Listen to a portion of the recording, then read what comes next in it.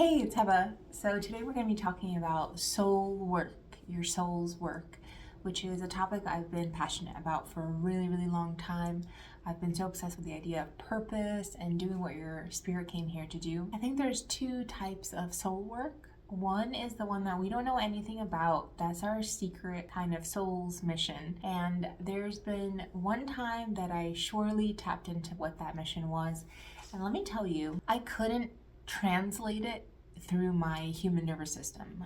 It's like I could see glimpses of it, I could feel it, it's like I knew it inside of me, but I didn't know how to translate it. But I knew for sure that it was something, it was sure, it was a calculated, loving plan, and that there was kind of an intention behind it, like a vision behind it, and almost like a bigger mind that was projecting it and wanting it and seeing it through. As me, as a Heba in the world, a person in the world, I don't have access to what that plan is. I think because it would maybe be too hard to understand, as well as sometimes you have to be willing to take each step forward, and it's through you becoming that you fulfill something, not through you intellectually understanding what you're supposed to be doing.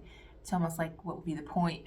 Or you wouldn't end up fulfilling your prophecy in a way if you knew it beforehand. You wouldn't be inspired to become whatever you become, which is, I believe, part of your spirit or your soul's mission here. It makes me think of a plant growing, and it's like inside it knows its mission, at least part of the way. All of everything it goes through makes it able to become, makes it able to understand its environment, how to get what it needs out of its environment, and then how does it stretch and grow into more. That process of becoming, I think, is so important, and it has nothing to do with intellectual understanding, but it has everything to do with presence, participating in your environment, participating in the discovery of self, through being present, meditation, kind of a joyful self-inquiry. And of course, the intellect is going to play a role in all of these things, but I think the backbone of it is that experience. So that's one type of soul work. It's the one that we don't really know anything about, but we are fulfilling just by being here, just by existing. We've already fulfilled one purpose, which is I'm here, right? You're here. We're here. So that's check that purpose. We are purpose in and of itself already. The type of soul work I want to talk about today is the second kind, which is the kind that we kind of search for here in this experience. We want to feel purposeful. We want to feel fulfilled in the things that we do. We want to feel like we're in alignment with why we're here. I believe it's at the other end of a lot of existential crises that we have, like, who am I? What am I doing here? What am I supposed to be doing, right? For me, it was, my soul's work. The thing that I would do that would make me feel like I'm on purpose, I'm happy, I'm glowing in a way, right? Like I feel fulfilled from the inside out, and I feel like I'm providing something wonderful that I mean to provide. The kind of work that you do because you're so happy to be there, not because it's the means to an end. Let's talk about what I've learned in my 10 to 15 years of trying to find my purpose, trying to figure out what soul work is, etc., etc. It's been such a passion of mine. Soul work is different than what we know of everyday work that has to do with suffering. So soul work has nothing to do with suffering and pain. This is what I do now that I think is the most helpful thing. I made almost a pie chart, but I just listed it out. And I listed not just how much money I want to make, I listed how many days a week I want to be working and what I want to be working on in those days. Then just as important, I listed other things. How do I want to take care of myself? What makes me feel like I'm taken care of?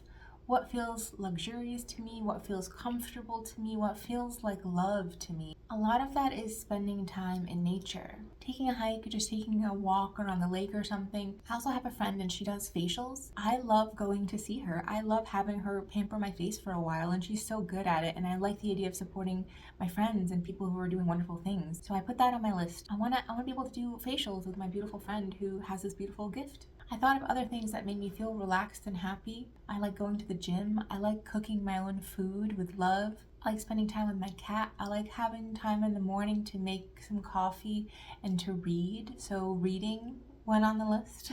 So I just started writing this all down. How many days a week do I want to spend outside? How many days a week do I want to spend working, and what am I doing on those days? How many days a week do I want to exercise? Either go to the gym or run outside, take a walk outside. So I made lists weekly, monthly, as well as yearly, because when you're doing soul work, your productivity of what you're putting out is not the main focus, and that should come as a huge relief. In this world of business and commerce, productivity, working, outputting constantly is kind of what's focused on. But when you're doing soul work, it's the quality of the you that's showing up. So it's not about the work that you're putting out, it's about the you that's showing up to do something, whatever it is that you choose to do. That's why prioritizing what feeds you as much as what you would like to output, those things have to be in harmony. This made me think of a tarot card, and I just reached for my closest deck and see if I can find the card I'm talking about real quick. This Six of Pentacles is actually very different than other Six of Pentacles, but this is the card that I was searching for. So it's really interesting that that was the deck that was closest to me, because it's very different than the other ones. Six of Pentacles is about giving and taking. It's about that circle of, you could say, circulation, commerce, what you're putting out, what you're getting back. I love this particular one because it's an agreement. Whenever I get this card, it's an agreement. What are you agreeing to put out, and what are you agreeing to receive back? There's another one I really want to show you because I keep seeing it in my mind's eye, and I really want to find it in here and show it to you. Okay, check this one out. I just really enjoy it. So this person is seeming to play a flute, and he's sitting on top of this fountain, and this fountain is spewing out water, energy, flow, and from it there's like these golden coins falling out, and those golden coins and the flow are also nourishing this beautiful plant down here. So look at all of the things that are having to participate together to create well-being and to feed each other. This is the thing that became so important recently for me, and the kind of download that I got. It's not about your output, it's about what you're first putting into yourself, and then it's about the output. Don't prioritize work. This only applies to your soul work. You still have to take care of yourself. I don't know. This is just me. This is more just my own personality and what I've been through in my life. I believe that you have to take care of yourself. And if you have to do stuff that's mildly uncomfortable, try to make it less uncomfortable for yourself. Try to find a way to make it better. Find something slightly better. But don't stop taking care of yourself. Don't stop receiving things that are good for you, especially if you have a lot of beliefs and trauma and weird stuff that prevents you from always saying yes to what you need to say yes to, from flowing in well-being when you need to flow in well-being.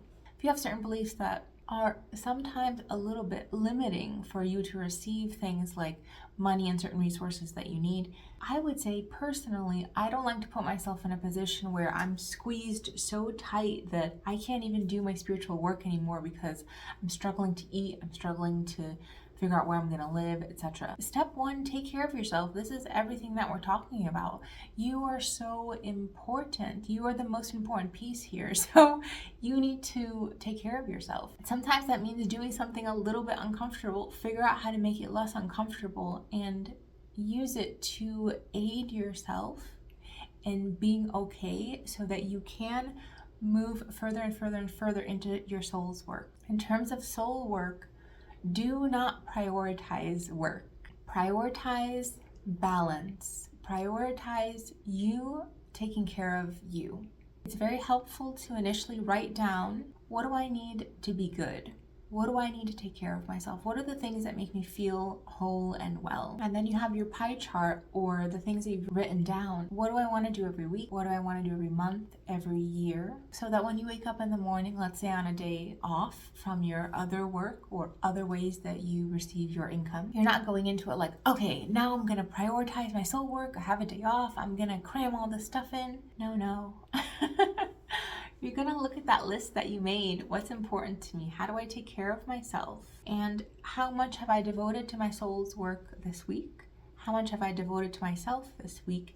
Am I in balance? Did I follow through on those things that I said? Have I spent time in nature? Have I eaten healthy food? Have I spent time doing my soul work where I just devoted a certain amount of time and I sat down and I worked on that which makes me feel good. Then you can start off your day with an intention of balance, right? That's what your soul work wants. It wants you to be balanced, it wants you to be happy, it wants you to be well. Because without your well-being, you can't do that work. You're the most important part in this type of soul work that we're talking about. You have to be good first. Your higher self wants you to be healthy, wants you to be clear-minded, wants you to feel safe and happy. And when those things are in alignment, check, check, check, check, then we can move forward with something that feels really fulfilling and very purposeful, beautiful work that you're putting into the world. But your well-being has to come first. That's why soul work is so different than the kind of everyday work, you could say the 9-to-5 work. That one doesn't always care about your well-being in a very deep way. It cares about your output and your productivity. Okay, cool. That's the system that most of us have signed up for.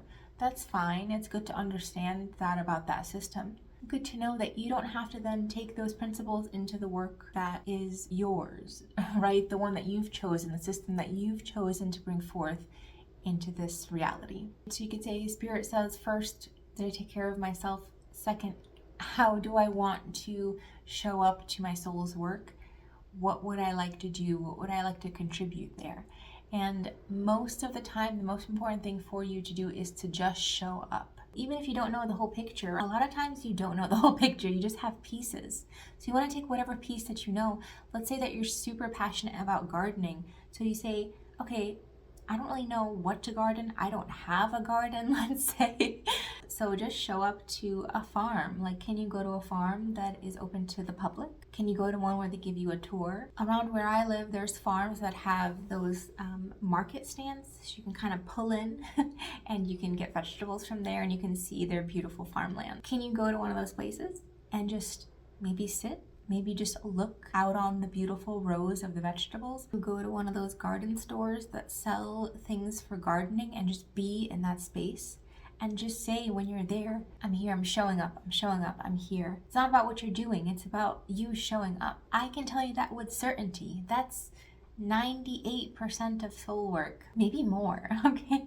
Is you showing up. Believe me, as soon as you show up, and you relax and you just be and you take away all your expectations of what you're supposed to be doing and you say, it doesn't matter what I'm doing, it matters that I'm here and I've shown up. And I trust the next thing I'm supposed to do will just come from me. It will just come out of me. And then be non-judgmental about what comes next. If you take one small action, if you have one small idea, if you feel inside of you something shifting, even if it's small, that's it. Just keep going. Just keep going. That's it. It is quite the transition to go from what we've known to accept work as and money in that way to transition into a different kind of work and a different kind of obtaining of resources. You have to allow grace and forgiveness and ease with yourself as you understand that transition. So work doesn't demand anything from you. If you feel like you're being demanded from, you have to hurry up, you have to pound things in, back up, take a breath and just relax. Soul work doesn't demand things of you. Do you know why? Do you remember why? It can't, because you need to be well to do your soul's work. Your well-being is going to come first, right? So if I love you, if I care about you, if I want you to bring your best forward, I'm not going to yell at you. I'm not going to demand things of you. I'm not going to rush you. I'm not going to put pressure on you, right? So think about it that way. Your soul, your spirit, your higher self, the universe, you're loved. Wholly and truly. And when you're beginning to resonate with that love and understand what that means and how to really express that into this reality, how do you take that love and put it into motion into this reality? You start having a different internal conversation. You start to listen for that loving impulse. That loving impulse isn't saying stay in bed all day and don't do anything, right? That's not it. The loving impulse is not saying, work yourself to the bone, you need it, just keep going harder, don't take a break. Nope. So what are we looking for? We're looking for balance. Balance usually says things like, take it one step at a time. Yeah? Call in presence of spirit, presence of mind, presence of body, presence of heart. Say it out loud. I'm calling in my own presence, right? I'm calling myself to myself in this moment. Soul work is a choice, but it will nag you if you're not doing it, if you're not in alignment with it. You're always gonna feel that tug, that that tugging to go somewhere, to do something. And that's because there is a desire within you to do your soul's work, even though it's always a choice. You can avoid that choice. You can do other stuff. You can swim in your work and your relationships and your drama or whatever it is and not really give it space, not really give it time. That's okay. We all do that to an extent. But soul work is a choice. So when you show up, you're saying, I'm choosing myself and I'm choosing my own prophecy. I'm choosing my own destiny by showing up in a way where I'm open to what my spirit wants to show me and what my body wants to do and what my mind wants to think about. The funny thing is that we spend so much time avoiding ourselves, avoiding our thoughts, our feelings of our body to an extent, almost as though we've learned to not put trust in those things. They've led us astray before. But when you come into a really nice feeling state, you know the one I'm talking about, where you are flying high and you're feeling relaxed and communing in presence. When you really lock into what that feels like and you invoke that, you call it up often as you can, and just say, what do you want to show me? What would my body want to do right now? What would I want to think about? How do I want to feel? And just let yourself go with that wave, even just for 5 minutes, 10 minutes, just see what happens. I know for me, at one point, I just had no idea what I wanted to do, but I could feel it almost like pounding within me, this call. And so in a moment where I felt really calm and I felt really relaxed and very curious, I said, okay, body, I'm gonna relax. I'm not gonna judge what you want to do. Just show me. I just relaxed, almost like in a meditative walk. And you know what I did? I found some pieces of paper, and I didn't judge myself. I found some pieces of paper and I cut them up and I folded them and I made these origami flower looking things, which I had never done before. That's what my body wanted to do. And I felt so fulfilled after doing that. And I thought, okay, that's so interesting. So you want to make things. Try that for yourself. Just these little things. You're not meant to go 0 to 100 right away. You're meant to collect these beautiful things over time, these hints, understandings, and realizations over time that are trying to reveal something to you, trying to show something to you. If you're like me and you're on this journey where you want to do soul work, you're curious about your destiny, your prophecy, you want to be in alignment with your spirit, you want to do work that's fulfilling, fills you up from the inside out, then I would advise these things. I would say be patient and loving. Take care of yourself first. Don't prioritize soul work in the physical sense of what action am I doing, right? Prioritize taking care of yourself and then start just writing down or thinking about, if I feel good, if I feel safe, if I feel love, what am I naturally inclined to want to do? And what step can I take just in that direction right now or soon? And so you're balancing, okay, what's my action? How am I following in action? And how am I taking care of myself? And doing that in equal parts. Equal parts. Not all the time are you following your soul's work. Sometimes you're just being a you. Sometimes you're just surviving, going through weird stuff, discovering, and you're out and about and you're trying stuff. All of that is relevant and all of that is good. And your soul work doesn't care if you've taken 95,000 detours. As long as you keep coming home, you just keep coming back. And that's what you're inclined to do anyway. I'm so curious if anybody watching this has something that they think is their soul's work. Could you tell me what it is or what you think it is or what it feels like? Anything, any hints that you've gotten along the way of what it could be, because I really do believe that we're all here to fulfill a very beautiful destiny and to put something so beautiful out into the world. I'm so curious, what are your dreams? What are your goals? What do you really want? What does your soul yearn for? Please let me know, put it down in the comments, and I will talk to you soon. Bye.